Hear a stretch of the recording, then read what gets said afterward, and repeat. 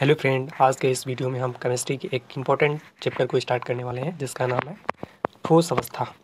ठोस अवस्था अर्थात इंग्लिश में इसे बोलते हैं सॉलिड स्टेट। तो सॉलिड स्टेट यानी कि ठोस अवस्था। तो इस चैप्टर को पढ़ने से पहले तो हम लोग जान लेते हैं कि ठोस अवस्था आखिर में होता क्या है। तो ठोस अवस्था में यही बताया गया है कि पदार्थ की वह अवस्था जिसमें उसका आकार, आकृति एवं आयतन निश्चित होते हैं, ठोस अवस्था कहलाती है। पदार्थ की वह अवस्था जिसमें उसका आकार, आकृति एवं आयतन निश्चित होते हैं, ठोस अवस्था कहलाती है ना। ठोस अवस्था में आपका ईंट हो जाएगा, पत्थर हो जाएगा, है ना, मेज हो जाएगा। ये सारी चीज़ें जो होती हैं वो ठोस अवस्था के रूप में ली जाती हैं। अब ठोस अवस्था के लक्षण क्या होते हैं? तो ठोस अवस्था के निम्न लक्षण हैं। जैसे पहला क्या है, इसमें अंतराणुक दूरी नगण्य होते हैं, लघु होती है ना। ठोस में अंतराणु का आकर्षण बल प्रबल होता है। ठोस के कण अपने स्थान पर सूक्ष्म कंपन करते हैं। ठोस में ऊष्मा का संचरण एक अणु से दूसरे अणु में हस्तांतरण द्वारा होता है। ठोसों में ऊष्मा का जो संचरण होता है वो एक अणु से दूसरे अणु में हस्तांतरण द्वारा होता है। ठीक। ठोस पदार्थ के अणु प्रायः एक विशेष व्यवस्था में रहते हैं जिसे क्रिस्टल जालक कहते हैं। क्रिस्टल जालक। ठोसों को गर्म करने पर उसके जो मॉलिक्यूल होंगे, अणुओं की गतिज ऊर्जा, काइनेटिक एनर्जी, वो बढ़ जाती है, हाई हो जाती है। ठोसों को जब तुम गर्म करोगे तो उसकी अणुओं की गतिज ऊर्जा, मॉलिक्यूल्स जो होते हैं उसके काइनेटिक एनर्जी हाई हो जाएंगे, है ना, गतिज ऊर्जा बढ़ जाएगी। ठोस पदार्थ क्या होते हैं? असंपीड्य, इसको दबा नहीं सकते हैं और ये कठोर होते हैं, हार्ड होते हैं। ठोस पदार्थ असंपीड्य होते हैं अर्थात इसको दबाया नहीं जा सकता। ठोस पदार्थ कठोर भी होते हैं। शुद्ध ठोस पदार्थ 1 डिग्री सेंटीग्रेड ताप की रेंज में पिघल जाता है। शुद्ध ठोस पदार्थ 1 डिग्री सेंटीग्रेड ताप की रेंज में पिघल जाता है। ये हो गया ठोस अवस्था और ठोस अवस्था के लक्षण। ठीक, हम नीचे देख लें।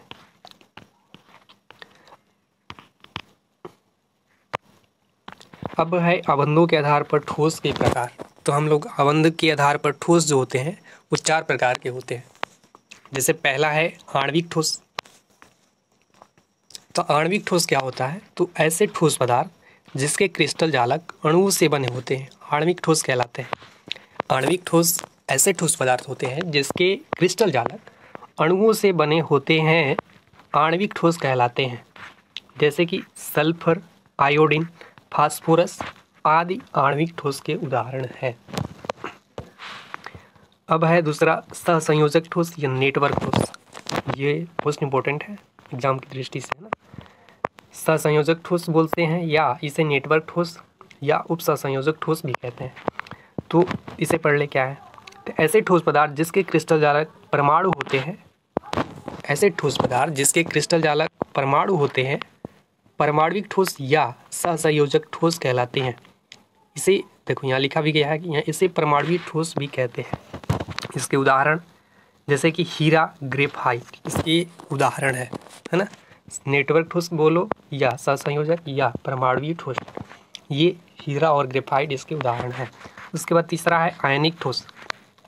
तो ऐसे ठोस पदार्थ जिसके क्रिस्टल जालक आयन होते हैं, आयनिक ठोस कहलाता है। ऐसे ठोस पदार्थ जिसके क्रिस्टल जालक आयन होते हैं, आयनिक ठोस कहलाता है। जैसे एग्जाम्पल में सोडियम क्लोराइड और पोटेशियम क्लोराइड, ये आयनिक ठोस के उदाहरण हैं, सोडियम क्लोराइड और पोटेशियम क्लोराइड। अब पढ़ लेते हैं धात्विक ठोस। चौथा जो होता है वो है धात्विक ठोस। धात्विक ठोस ये ऐसे ठोस पदार्थ होते हैं जिनकी संरचनात्मक इकाई या जिसके क्रिस्टल जालक धातु के बने होते हैं, धातु से बने होते हैं, धात्विक ठोस कहलाते हैं। जैसे उदाहरण क्या है? कापर, रजत, निकिल, है ना, इसके उदाहरण है। धात्विक ठोस के उदाहरण कापर, रजत, निकिल, है ना। ये हो गया अबंधों के आधार पर ठोस के प्रकार 4 होते हैं। आणविक ठोस, आणविक सहसंयोजक या नेटवर्क या उप सहसंयोजक ठोस। तीसरा है आयनिक ठोस। चौथा है धात्विक। अबंधों के आधार पर ठोस 4 प्रकार के, आणविक, सहसंयोजक, आयनिक, धात्विक, ना। अब देख लेते हैं कणों की व्यवस्था के अनुसार ठोस के प्रकार। कणों की व्यवस्था के अनुसार ठोस के प्रकार। तो कणों की व्यवस्था के अनुसार ठोस 2 प्रकार के होते हैं। कौन कौन? क्रिस्टलीय होता है एक ठोस और होता है दूसरा अक्रिस्टलीय। तो सबसे पहले तो क्रिस्टलीय ठोस के बारे में पढ़ लें। तो ऐसे ठोस पदार्थ जिनके कणों का क्रम नियमित होता है, निश्चित होता है, क्रिस्टलीय ठोस कहलाता है। क्रिस्टलीय ठोस ऐसे ठोस पदार्थ होते हैं जिसके कणों का क्रम नियमित या निश्चित होता है, क्रिस्टलीय ठोस कहलाता है। जैसे उदाहरण में सोना, चांदी, बर्फ क्रिस्टलीय ठोस के उदाहरण हैं। अब क्रिस्टलीय ठोस के लक्षण को देख ले। लक्षण तो क्रिस्टलीय ठोस के निम्न लक्षण हैं। जैसे पहला है कणों का क्रम नियमित होता है। इनके कणों का क्रम नियमित होता है।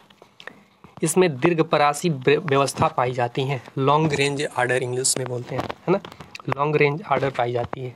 दीर्घपरासी व्यवस्था जैसे कि इस तरह से होता है, ऐसे बनता जाता है ना। लॉन्ग रेंज आर्डर ये कभी खत्म नहीं होगा, ऐसे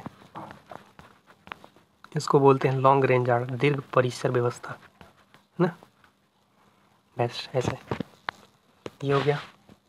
इसमें सतह क्या होता है, एक समान होता है। सतह एक समान, चारों साइड से जब देखोगे इसको, ये एक समान होंगे। इनके जो सतह होंगे एक समान होंगे। ये असंपीड्य होता है। इसको ठोस की तरह ये बिहेव करता है, जैसे कि उसको संपीड्य यानी कि असंपीड्य होता है, उसको दबा नहीं सकते, है ना। इसी तरह क्रिस्टलीय ठोस भी होता है, इसको दबाया नहीं जा सकता। जैसे कि तुम सोना ले लो, गोल्ड ले लो, उसको दबा नहीं सकते जब तक कि उसको कोई आग की भट्टी में जलाया ना जैसे। और इनका गलनांक भी निश्चित होता है। इनका गलनांक निश्चित होता है। यह 1 डिग्री सेंटीग्रेड ताप की रेंज में पिघल जाता है ना। तो क्रिस्टलीय ठोस के निम्न लक्षण, पहला है कणों का क्रम नियमित होता है। इसमें दीर्घ परिसर व्यवस्था होती है। सतह एक समान होता है। यह असंपीड्य, इसको दबा नहीं सकते हैं। इसका गलनांक निश्चित होता है।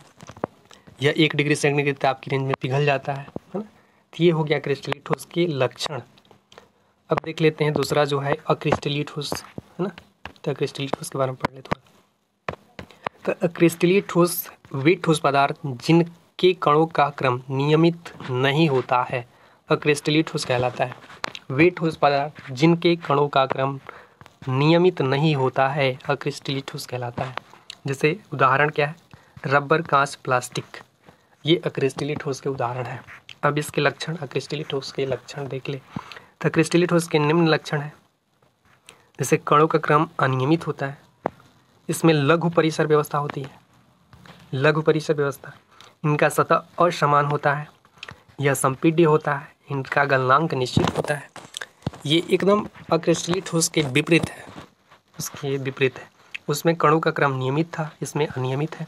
उसमें दीर्घ परिसर व्यवस्था होती है, जबकि अक्रिस्टलीय ठोसों में लघु परिसर व्यवस्था होती है। उसमें सतह, अक्रिस्टलीय ठोस में सतह समान होते हैं, जबकि अक्रिस्टलीय ठोस में सतह असमान होते हैं। क्रिस्टलीय ठोस असंपीड्य होता है, जबकि अक्रिस्टलीय ठोस संपीड्य होता है। उनका गलनांक निश्चित था, जबकि इनका गलनांक अनिश्चित है। तो ये हो गया अक्रिस्टलीय ठोस के लक्षण। तो आज के लिए बस इतना ही। अगले कल के वीडियो में हम लोग यहाँ से पढ़ेंगे क्रिस्टलीय जालक के बारे में, ना। तो आज के लिए बस इतना ही।